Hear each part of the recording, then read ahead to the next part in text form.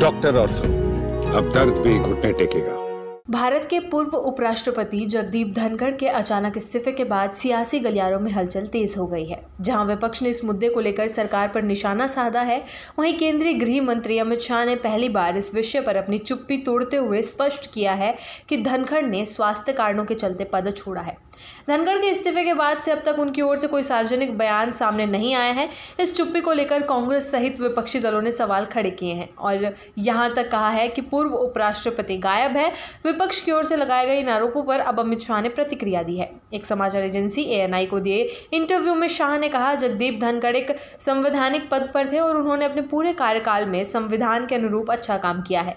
उन्होंने निजी स्वास्थ्य कारणों के चलते इस्तीफा दिया है और किसी को भी इस मुद्दे को अनावश्यक रूप से तूल नहीं देना चाहिए या इसमें कुछ और खोजने की कोशिश नहीं करनी चाहिए। कांग्रेस नेता राहुल गांधी ने पिछले सप्ताह धनखड़ के इस्तीफे को लेकर सवाल उठाते हुए कहा था, क्या कोई बता सकता है कि पुराने उपराष्ट्रपति कहां चले गए? कोई बात नहीं करता और ये भी याद रखना चाहिए कि हम नया उपराष्ट्रपति क्यों चुन रहे हैं।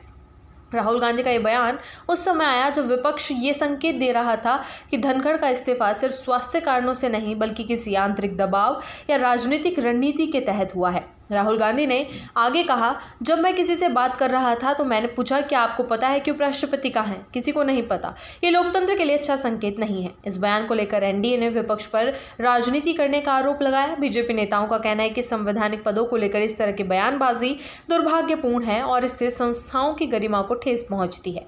जगदीप धनखड़ के इस्तीफे के बाद अब उपराष्ट्रपति पद के चुनाव की प्रक्रिया शुरू हो चुकी है। चुनाव आयोग ने 7 अगस्त को अधिसूचना जारी की थी। नामांकन की अंतिम तारीख 21 अगस्त समाप्त हो चुकी है, जबकि 22 अगस्त को नामांकन पत्रों की जांच की गई। 25 अगस्त नाम वापसी की आखिरी तारीख थी। अब 9 सितंबर को मतदान और उसी दिन मतगणना होगी।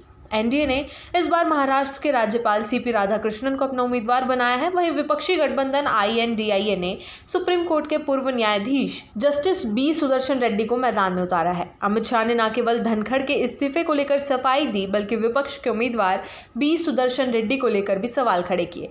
उन्होंने कहा, सुदर्शन रेड्डी वही व्यक्ति हैं जिन्होंने सलवा जुडूम को खारिज कर दिया और आदिवासियों के आत्मरक्षा के अधिकार को खत्म कर दिया। शाह ने आगे कहा, सलवा जुडूम नक्सलवाद के खिलाफ जन आंदोलन था, लेकिन सुप्रीम कोर्ट के फैसले के चलते नक्सलवाद 2 दशकों तक फलता फूलता रहा। ऐसे में यह समझना मुश्किल नहीं है कि वामपंथी विचारधारा ही सुदर्शन रेड्डी को विपक्ष का उम्मीदवार चुनने का मुख्य आधार रहा होगा। धनखड़ का इस्तीफा और उसके बाद उपराष्ट्रपति चुनाव को लेकर देश की राजनीति में हलचल मच गई है। एक और जहां सत्ता पक्ष ये बताने में जुटा है कि इस्तीफा व्यक्तिगत कारणों से दिया गया, वहीं विपक्ष इस मुद्दे को पारदर्शिता, जवाबदेही और संस्थागत प्रक्रियाओं से जोड़कर देख रहा है। इस पूरे घटनाक्रम ने न केवल उपराष्ट्रपति पद के चुनाव को गरमा दिया है बल्कि ये सवाल भी खड़े किए हैं कि क्या संवैधानिक पदों पर बैठे लोगों की सार्वजनिक मौजूदगी और जवाबदेही को लेकर नए मानदंड तय करने की जरूरत है।